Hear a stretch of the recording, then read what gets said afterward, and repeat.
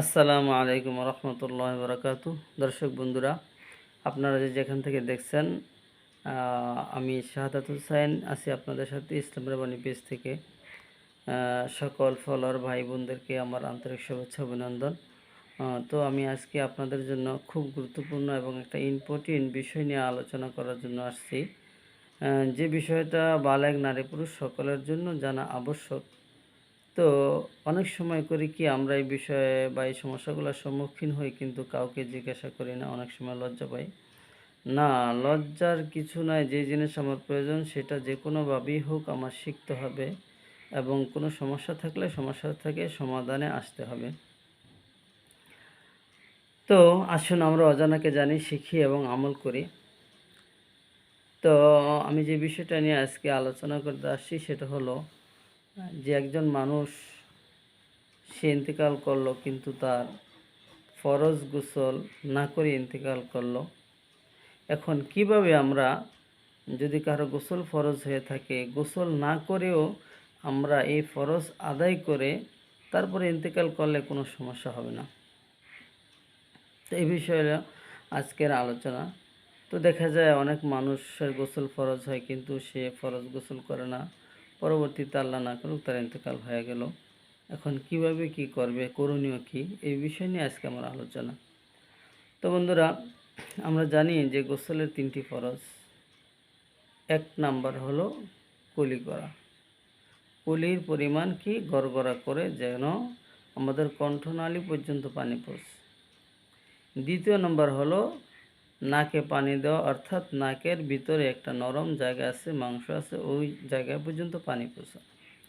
Number 3 সমস্ত শরীর ধৌত করা। এখন গোসল কার জন্য ফরজ এটা আমরা জেনে নেব। একজন বালেগ পুরুষ, তার উপর গোসল ফরজ, যেটাকে আমরা স্বপ্নদোষ বলি, নাইট প্রেসার বলি, এরকম যদি কোনো বালেগ পুরুষের হয়ে থাকে তার উপর গোসল করা ফরজ। যে নারী পুরুষ স্ত্রী সহবাস করে তাদের উপর গোসল করা ফরজ। যে মহিলা ঋতু থেকে, মেষ থেকে পবিত্র হয়েছে, মাসিক থেকে পবিত্র হয়েছে, তার উপর গোসল করা ফরজ। যে মহিলার বাচ্চা প্রসব করার পরে সে পবিত্রতা অর্জন করছে, তার মেন্স বন্ধ হয়ে গেছে, এখন তার উপর গোসল করা ফরজ। তো এখন যাদের উপর গোসল করা ফরজ তাদের কিন্তু গোসলের সময় 3টি কাজ অবশ্যই করতে হবে। কুলিও করতে হবে, নাকে পানি দিতে হবে, সমস্ত শরীর ধৌত করতে হবে। এখন একটা লোকের গোসল ফরজ হলো, কিন্তু সে গোসল করলো না, মারা গেল। এখন যখন তাকে গোসল করাতে হবে, মৃত ব্যক্তির গোসল করানোর সময় কিভাবে তার এই ফরজগুলো আদায় করা হবে? সমস্ত শরীরে পানি ঢালা যাবে, একটা ফরজ আদায় হলো। কুলি করা তো সম্ভব না, কারণ মৃত ব্যক্তিকে কীভাবে কুলি করানো হবে? তার মুখের ভিতরে পানি দিলে পানি আবার বের করবে কীভাবে? সম্ভব না। নাকে পানি দেওয়া যদি সম্ভব হয় কোনোভাবেই, পানি তো দিতে পারবে না, কিন্তু ভিজা কাপড় দিয়ে তার নাকের ভিতরে আঙ্গুল দিয়ে হয়তো একটু পানির আর্দ্রতা পৌঁছানো যাবে। কিন্তু মুখে কুলি করানো, এটা কিভাবে সম্ভব হয়? এখন একটা লোক মৃত্যুবরণ করলো, সে নাপাক অবস্থায় মৃত্যুবরণ করছে। এখন যখন তার মৃত ব্যক্তিকে গোসল করানো হবে, গোসল দেওয়া হবে, তখন এই ব্যক্তির সবচেয়ে মারাত্মক যে বিষয়টা সেটা হলো কুলি করানো।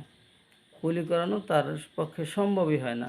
হয়তো এতটুকু করা যায় যে কাপড় ভিজিয়ে আঙ্গুল দিয়ে কোনোরকম তার দাঁতে একটু পানির আর্দ্রতা লাগানো যায়, কিন্তু এটা দ্বারা তো মানে একটা মানুষ স্বাভাবিকভাবে যেভাবে কুলি করে ওই কুলিটা তো আর হচ্ছে না। তখন এই লোকটার কি হবে? সে যে মারা গেল, তার যে গোসলের ফরজ বাকি রয়ে গেল, এখন তার অবস্থাটা কি হবে? তো বন্ধুরা, এই জন্য আমাদের একটি তাকওয়ার মাসালা বা সুন্নতের একটি আমল আছে, সেটা হলো আন আয়েশা রাদিয়াল্লাহু তাআলা আনহা ক্বালাত কানা নবী সাল্লাল্লাহু আলাইহি সাল্লাম ইযা আরাদা আন ইয়ানামা ওয়া হুয়া জুনুবুন গাসালা ফারজাহু ওয়া তাওয়াদ্দাআ লিস-সালাতি। আয়েশা রাদিয়াল্লাহু তাআলা আনহা নবীজির স্ত্রী, তিনি হাদিস বর্ণনা করেছেন যে নবীজি সাল্লাল্লাহু আলাইহি সাল্লাম যখন স্ত্রী সহবাসের পরে রাত্রে শোয়ার ইচ্ছা করতেন, যে এখন গোসল করবে না, নবীজি ঘুম আসবে, তখন নবীজি সাল্লাল্লাহু আলাইহি সাল্লাম করতেন লজ্জাস্থান ধৌত করে নিতেন। ওয়া তাআযযা লিস-সালাতি, এবং নবীজি সাল্লাল্লাহু আলাইহি সাল্লাম অজু করে নিতেন। তো যখন একটা মানুষ স্ত্রী সহবাসের পর অজু করে নেয়, তখন তার কিন্তু গোসলের ফরজগুলো আদায় হয়ে যায়। কুলিও করা হয়, নাকেও পানি দেওয়া হয়। তারপরে এই দুইটা ফরজ সবচেয়ে জটিল। এরপরে যদি সে মারাও যায় তাহলে কোনো সমস্যা নেই। একটা ফরজ বাকি থাকে, সেটা হলো সমস্ত শরীরে পানি প্রবেশ করানো, সমস্ত শরীরে পানি ডালা। তো যখন মৃত ব্যক্তিকে গোসল করানো হবে তখন সমস্ত শরীরে পানি ডালা হলে বাকি একটা ফরজ আদায় হয়ে গেল। তাইলে অজুর মাধ্যমে আমার কুলি করা, নাকে পানি দেওয়া, দুইটা ফরজ আদায় হয়ে গেল। আর যখন মৃত্যুবরণ করে তখন মৃত ব্যক্তিকে গোসল করাতে গেলে সমস্ত শরীরে পানি ডালা হয়, তখন বাকি আরেকটা ফরজ আদায় হয়ে গেল। তাহলে এটা আমাদের জন্য উচিত, আমাদের যাদের গোসল ফরজ হয় আমরা যেন অবশ্যই, যদি গোসল করতে বিলম্ব করি তাহলে যেন কমপক্ষে আমরা অজু করে ঘুমাই বা অজু করে শুই, অথবা ঘুম আসি বা না আসি, গোসল করতে বিলম্ব করলে তার পূর্বে যেন আমরা অজু করে রাখি। তাহলে আল্লাহ না করুক যদি এই সময় মৃত্যুবরণও করি, তাহলে আমাদের কোনো কী হবে না, সমস্যা হবে না। অন্য হাদিসে ওয়ালি নাসাই ফিহি বিসনাদিন সহিহিন ওয়া ইযা আরাদা ইয়াকুলা ওয়া ইয়াশরাবা ক্বালাত গাসালা ইয়াদাইহি সুম্মা ইয়াকুলু ওয়া ইয়াশরাবু। নবীজি সাল্লাল্লাহু আলাইহি সাল্লাম যদি মানে কোনো খাবার অথবা পানীয় প্রয়োজন হইতো, তখন নবীজি সাল্লাল্লাহু আলাইহি সাল্লাম গাসালা ইয়াদাইহি, হাত ধুয়ে নিতেন, সুম্মা ইয়াকুলু আও ইয়াশরাবু, অতঃপর নবীজি সাল্লাল্লাহু আলাইহি সাল্লাম খাইতেন অথবা পান করতেন। তাহলে বোঝা গেল যে কোনো মানুষ যদি নাপাক অবস্থায় থাকে, তারা যদি গোসল ফরজ হয়ে থাকে কিন্তু তার ক্ষুধা আছে, তাহলে ক্ষুধা থাকলে এই লোকটা অজু করে তারপরে সে খাবার খেতে পারবে অথবা পান করতে পারবে, কোনো সমস্যা নাই। হাদিস থেকে বোঝা যায়। ওয়ালিদ তিরমিজি ওয়া সহিহি আন আম্মার আন্না নবী সাল্লাল্লাহু আলাইহি সাল্লাম রাখাসা লিল জুনুবি ইযা আরাদা ইয়াকুলা আও ইয়াশরাবা আও ইয়ানামা আও ইয়াতাওয়াজ্জা ওযুআহু লিস-সালাতি। যে নবীজি সাল্লাল্লাহু আলাইহি সাল্লাম ছাড় দিয়েছেন জুনুবি ব্যক্তির জন্য, যে ব্যক্তির গোসল ফরজ তার জন্য নবীজি সাল্লাল্লাহু আলাইহি সাল্লাম অনুমতি দিয়েছেন যে ইযা আরাদা ইয়াকুলা আও ইয়াশরাবা, যখন ওই ব্যক্তি খাইতে চাবে অথবা পান করতে চাবে, আও ইয়ানামা অথবা ঘুমাসতে চাবে, তা ইয়াতাওয়াজ্জা ওযুআহু লিস-সালাতি, তখন সেজন্য নামাজের অজুর মতো অজু করে নেয়। তাহলে আমার ফরজগুলো আদায় হয়ে গেল, কোনো আর সমস্যা থাকলো না। তো অনেক সময় আমরা করি কি, যে গোসল ফরজ হয়েছে কিন্তু আমরা অজু করি না। হ্যাঁ, অজু করাটা সুন্নত এবং এটা তাকওয়ার সবচেয়ে নিকটবর্তী এবং কাছাকাছি। আন আয়েশা রাদিয়াল্লাহু তাআলা আনহা ক্বালাত কানা রাসূলুল্লাহ সাল্লাল্লাহু আলাইহি ওয়াসাল্লাম ইয়ানামু আউওয়ালাল লাইলি ওয়া ইয়াহয়ি আখিরাহু সুম্মা ইন কানাত লাহু হাজাতুন কাযা হাজাতাহু সুম্মা ইয়ানামু ক্বাবলা ইয়ামুসসা মাআন ফাইযা কানা ইনদা নাদাইল আউয়াল ওয়া সাব্বা ওয়ালা যাফাহা ইনদা ইবনে মাজিদ বিসনাদিন সহিহ। আন্না রাসূলুল্লাহ সাল্লাল্লাহু আলাইহি ওয়াসাল্লাম ইন কানাত লাহু ইলা আহলিহি হাজাতুন কাযাহা সুম্মা ইয়ানামু কাহাইয়াতি লা ইয়ামাসসু মাআন। তো অনেকগুলো হাদিস আছে যে নবীজি সাল্লাল্লাহু আলাইহি সাল্লাম অজু করে নিতেন। সেই জন্য আমাদের জন্য উচিত, যাদের গোসল ফরজ হয় তারা যেন অজু করে নিই। কমপক্ষে গোসল করতে বিলম্ব হলে আমরা অজু করে নিই, তাহলে অজুর পরে আমরা খাবারও খেতে পারবো, পান করতে পারবো, ঘুমাসতেও পারবো, কোনো সমস্যা আমাদের হবে না। তো আমি যে কিতাব থেকে হাদিস পড়ে আপনাদেরকে শুনাইলাম, হানাফি মাযহাবের দলিল, এই কিতাবটায় শিরোনাম আছে আল জুনুবি ইদা আরাদা ইয়ানামা ইয়াকুলা ওয়া ইয়াশরাবা, এটা শিরোনাম। এই শিরোনামে হাদিসগুলো আনা হয়েছে।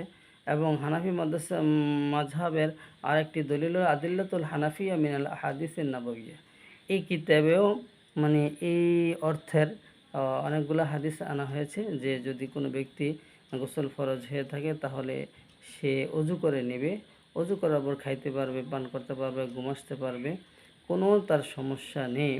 এটা তাকওয়ার অনেক কাছাকাছি, এটা অনেক উত্তম, সুন্নত এবং ভালো। তো অনেক ভাইয়েরা হানজালা রাদিয়াল্লাহু তাআলা আনহুর হাদিস দিয়ে দলিল দেন যে হানজালা রাদিয়াল্লাহু তাআলা আনহু স্ত্রী সহবাস করছে, সকালে যখন ভোর হলো তখন জিহাদের ডাক আসছে। তো হানজালা রাদিয়াল্লাহু তাআলা আনহু স্ত্রী সহবাস করছে, তিনি ফরজ গোসল না করে জিহাদের ময়দানে ঝাঁপিয়ে পড়ছেন, তিনি শহীদ হয়ে গেছেন।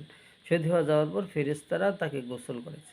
দেখেন হাদিসের মধ্যে দলিল আছে যে ফেরেশতারা হানজালা রাদিয়াল্লাহু তাআলা গাসসালাল মালায়েকা, যে ফেরেশতারা তাকে কী করছে, গোসল করাইছে। আচ্ছা, তো কিছু ভাইয়েরা বুঝাইতে চাচ্ছেন যে একটা মানুষের উপর গোসল ফরজ, সে মারা গেছে, এটা তো তার করার কিছু নাই। একটা মহিলা ঋতুবর্তী অবস্থায় আছে, মারা গেছে, এই ঋতু তো আল্লাহ তাআলার পক্ষ থেকে। হ্যাঁ, মহিলার বিষয়টা ঠিক আছে যে ওই মহিলা ঋতুবর্তী, ওটা আল্লাহ তাআলার পক্ষ থেকে, ওটা দীর্ঘ সময়ের জন্য। হ্যাঁ, যখন ঋতুবর্তী অবস্থা মারা যায় ওইটা তো একটা হিসাব আছে, ওইটার জন্য আলাদা একটা ফাজাল আছে যে ঋতুবর্তী অবস্থায় মহিলা মারা গেলে এই মহিলার জন্য আলাদা ফজিলত আছে। কিন্তু একটা মহিলার ঋতু যখন বন্ধ হয়ে যায় তখন যদি মহিলা গোসল করতে বিলম্ব করে, তো গোসল করতে বিলম্ব করার পর তারপর গোসল কিন্তু ফরজ, কিন্তু সে বিলম্ব করছে, বিলম্ব করার কারণে এই মহিলা আল্লাহ না করুক মারা গেল, তখন সে তো ইচ্ছা করে গোসলকে তরক করলো এবং তার ফরজ বাকি রয়ে গেল। তো এখন হানজালা রাদিয়াল্লাহু তাআলা আনহুর হাদিস তো ঠিক আছে, এবং ওটা হাদিসের মধ্যে হাদিসের দলিল আছে। দেখেন গোসলের যে গুরুত্বপূর্ণ একটা বিষয়, এটা দলিল আছে। হানজালা রাদিয়াল্লাহু স্ত্রী সহবাস করছে, তিনি শহীদ হয়ে গেছেন, ফেরেশতারা তিনাকে গোসল করাইছে।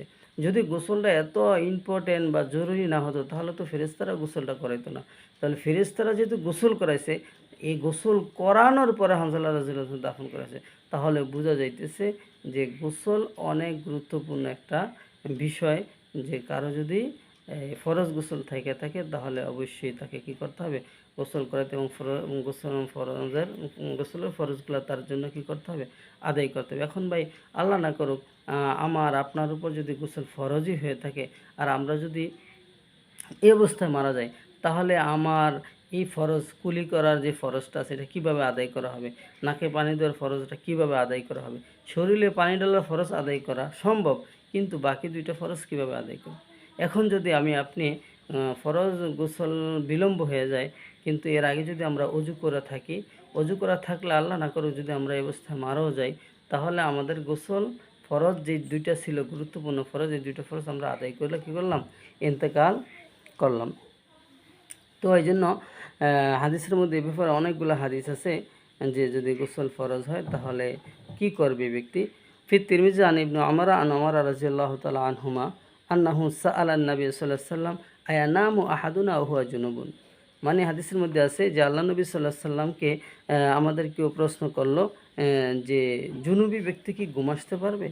ক্বালা নাম, নবী বললেন হ্যাঁ অবশ্যই, ইযা তাওয়াজ্জা, যখন সেই ব্যক্তি ওযু করবে তখন ওযু করে ঘুম আসতে পারবে, কোনো সমস্যা নাই।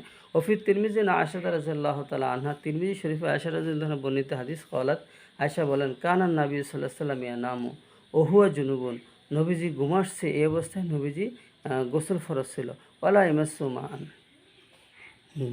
তাহলে অন্য হাদিসের মধ্যে আছে আন আয়েশা রাদিয়াল্লাহু তাআলা আনহা কানা রাসূলুল্লাহ সাল্লাল্লাহু আলাইহি ওয়াসাল্লাম ইউসিবু মিন আহলিহি, নবীজি তিনার কোনো স্ত্রীর কাছে গিয়েছেন, সুম্মা ইয়ানামু, রাসূল সাল্লাল্লাহু আলাইহি ওয়াসাল্লাম তারপর ঘুমাইছেন, ওয়ালা ইয়ামাসসু মা'আন, পানি গ্রহণ করেন নাই, ফা ইন ইস্তাইকাযা মিন আখিরিল লাইলি, নবীজি যখন শেষ রাত্র হলো আদা, স্ত্রীর কাছ থেকে ফিরে আসলেন, ওয়াগতাসালা, এবং নবীজি গোসল করে নিলেন। তাহলে মানে হাদিসের মধ্যে আছে যে নবীজি পানি স্পর্শ করে নাই, কোনো হাদিস এরকম আছে, আবার কোনো হাদিসের মধ্যে আছে যে নবীজি ওযু করছেন। তো ওযুটাই সবচেয়ে তাকওয়ার কাছাকাছি।